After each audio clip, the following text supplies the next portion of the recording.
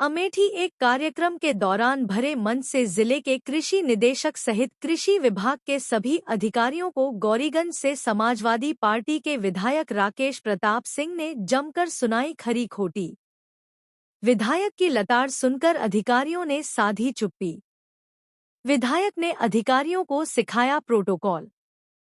विधायक ने कहा कि कृषि अधिकारी महोदय, आपको शर्म आनी चाहिए। आप जनप्रतिनिधि से मंच पर बात कर रहे हैं। किससे कब और कहां कैसे बात की जाती है, इसकी जानकारी आपको होनी चाहिए।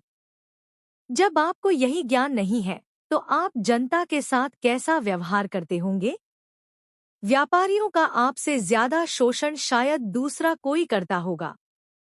आपको नियत और नीति दोनों का ज्ञान नहीं है। ना तो आपकी नियत सही है और ना ही आपको नीति ज्ञान है। कितने व्यापारी इस डर से इस बैठक में नहीं आए कि कहीं अधिकारी महोदय मेरा चेहरा ना देख ले। इतना डर तो पुलिस का भी नहीं होगा जितना डर आपका है। यह तो आतंकवादी का डर हो सकता है, यह आताताई का डर हो सकता है, यह समाज के दुश्मन का डर हो सकता है, यह गुंडे लफंगे का डर हो सकता है, यह अनाचारी, अत्याचारी, पापचारी और भ्रष्टाचारियों का डर हो सकता है कि कोई व्यापारी का वह चेहरा ना देख ले। इस डर से व्यापारी बैठक में ना आए। अधिकारी से किस बात का डर? अमेठी कस्बे में एग्रो इनपुट डीलर्स एसोसिएशन के कार्यक्रम में बतौर विशिष्ट अतिथि सम्मिलित हुए थे विधायक राकेश प्रताप सिंह। इस कार्यक्रम में कृषि निदेशक और जिला कृषि अधिकारी सहित जिले के कृषि विभाग के तमाम अधिकारी हुए थे शामिल। या उसके घर जाके करना है या उसके ऑफिस जाके करना है। जब इसका भी ज्ञान आपको नहीं है तो आपको नियत और नीति दोनों का ज्ञान नहीं है। ना आपकी नियत सही है ना नीति का ज्ञान आपको है।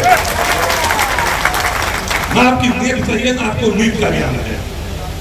और जिस दिन नीति का ज्ञान हो जाएगा, नियत आपकी ठीक हो जाएगी, उस दिन नीति गलत भी होगी तब भी किसी का शोषण नहीं होगा, नहीं होगा शोषण। अलग अलग ढंग से लोग ले लेते हैं अपनी बात को। लिखा क्या गया है, समझना क्या है, उसको अपने अपने ढंग से आदमी समझ लेता है। हम रामचरितमानस की उसी चौपाई पे आ जाते हैं जिसमें लिखा गया है सूत्रवार को ढोल पसुनारी। ये है तारणा के अधिकारी, अपने अपने ढंग से उसका अर्थ लोग ले रहे हैं। कोई वो कह रहा है सूर्य को गंवार कहा गया, गंवार कहा गया है, इनको पीटने के लिए कहा गया है, मारने के लिए कहा गया है, इनके उत्पीड़न के लिए कहा गया है। कोई कह रहा है इसकी निगरानी के लिए इसको लिखा गया है, इनको ताड़ना के लिए, इनको ताड़ते रहने के लिए कहा गया है। आपके मन में जैसा भाव होगा वैसे आपके कर्म, आपके हृदय में आपकी नीति का संचालन करने का जैसा भाव होगा उसी तरह से उस नीति को अपनाते हुए संचालन करने का काम करेंगे। हम पूछना चाहते हैं, अगर सील पैक दवा, जैसा प्रदेश अध्यक्ष जी ने बताया, सील पैक दवा अगर किसी डीलर, किसी उद्यमी के यहाँ से, उद्योगपति के यहाँ से बन रही है और उसी सील पैक दवा को हमारा कोई डीलर बेच रहा है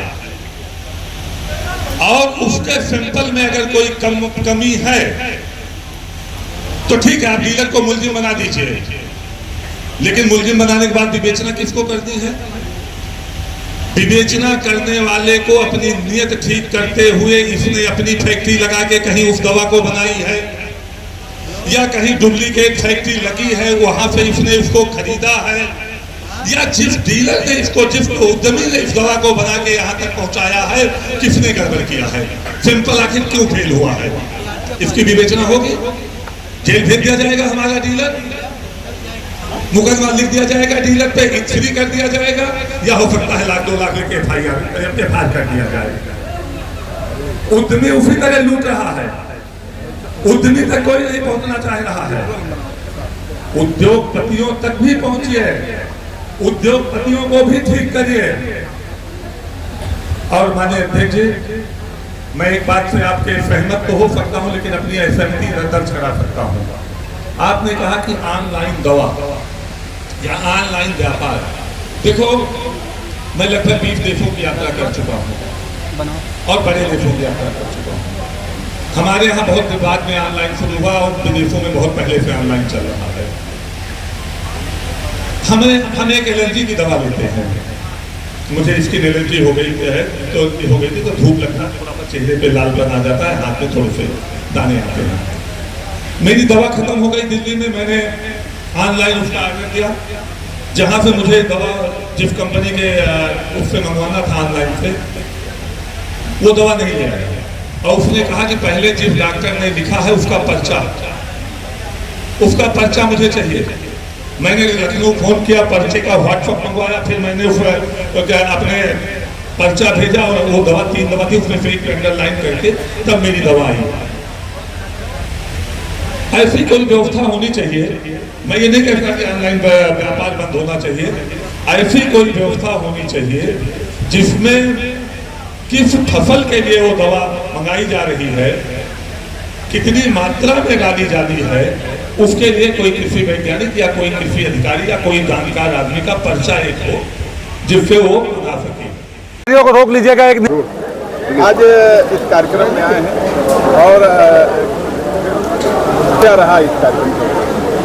यहाँ अमेठी में ये व्यापारियों का, खास करके जो कृषि के दवाओं का या कीटनाशकों, मतलब कृषि के जरूरत के, किसानों की जरूरत की दवाएं या उर्वरक की जो दुकानें, व्यापारी हैं, उनका एक संगठन यहाँ बना और उन्हीं का सम्मेलन था और उसमें जिलाध्यक्ष जी ने आमंत्रित किया था और उसी में हम लोग सम्मिलित हुए हैं। आज आपके तल्ख तेवर दिखाई दिए मंच पे, इससे क्या तल्ख तेवर रहे होंगे लेकिन धरातल पे थे, ईमानदारी के थे, सत्यता के साथ थे। विधायक जी, आपने मंच से बहुत कुछ कहा, तो आप कार्रवाई के लिए, मान लीजिए आपके अधिकारी भ्रष्ट हैं, वो व्यापारियों का शोषण कर रहे हैं, तो इस पर कुछ कार्रवाई नहीं आप करवाएंगे? शासन को पत्र लिखेंगे? बिल्कुल। अगर किसी व्यापारी के द्वारा मुझे लिखित ये शिकायत दी जाती है कि मेरे साथ ये शोषण हुआ है या मेरे साथ ये गलत हो रहा है, तो केवल पत्र ही नहीं लिखूंगा, जाके सरकार के प्रतिनिधित्व करने वाले लोगों से लड़ाई भी लड़ूंगा इनके लिए।